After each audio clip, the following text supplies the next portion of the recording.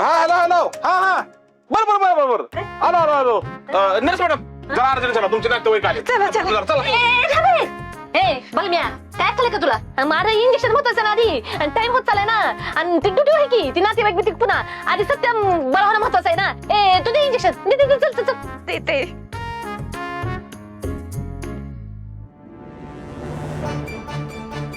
ए थांब. इंजेक्शन देण्याआधी स्पिरिटनी साफ करून घ्यायचं असतं, नस तपासायची असते. हे शिकवलं नाही का तुला तुझ्या नर्सिंगच्या कोर्स मध्ये?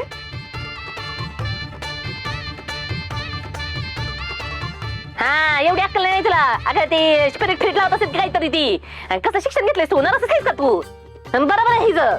हा शिकवलंय तिच्या नर्सिंगच्या कोर्स मध्ये कॉलेजमध्ये तिला शिकवले. पण त्या नर्सिंगच्या कॉलेजमध्ये जेव्हा स्पिरिट लावायचं होतं ना शिकवायचं त्याच दिवशी त्या गेल्या नव्हत्या. त्याच्यामुळे ते नर्सिंग कॉलेजमध्ये शिकले नाही. आणि तुम्ही त्या नर्सिंग कॉलेजमध्ये त्या दिवशी 2 वेळा शिकला म्हणून तुम्हाला माझे स्पिरिट कसं लावायचं इंजेक्शन कसं करायचं. ए बलम्या मुर्द्या तू कशाला बोलायला लागलास मध्ये हा द्यायला लागले इंजेक्शन तुझं काय रे तू बाहेर तुझं ए तुला काय डोक्याचा मेंद आहे का नाही का? आणि तुला कसं समजा माहित नाही एवढं मोठं नरसं शिक्षण घेतलंयस ना तू? अहो विसरले.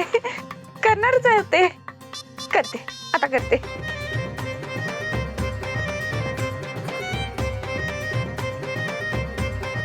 सध्या मला लई भीती वाटते. हा काहीतरी कर नाही तर गडबड होईल माझ्याकडून. मला लोक इंजेक्शन मला भीती वाटते लोक. ए अरे सध्या असं काय करायलास? दवाखान्यात तर रोज इंजेक्शन घेत होतास की तू. मग आता इथं काय झालंय? दवाखान्यात ज्या नर्स होत्या ना त्या लय नाजूक हाताने इंजेक्शन द्यायच्या. त्यांचा हात लय नाजूक होता आणि यांचा हात लय जड वाटतोय मला. त्यामुळे यांच्या हातला अजिबात इंजेक्शन नको आहे मला.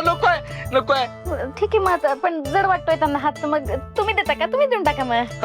हा यम्मी मॅडम तुम्ही द्या ना. तुमच्या हात इंजेक्शन लय टेस्टी लागतंय. तुम्हीच द्या. खोटे बोलतायत हे. काही जड हातबीत नाहीये. डॉक्टरांनी सांगितले इंजेक्शन द्यायचं तर द्यायचं. दे ग. मम्मी साहेब तुम्ही धडकताना इंजेक्शन द्यावंच लागेल.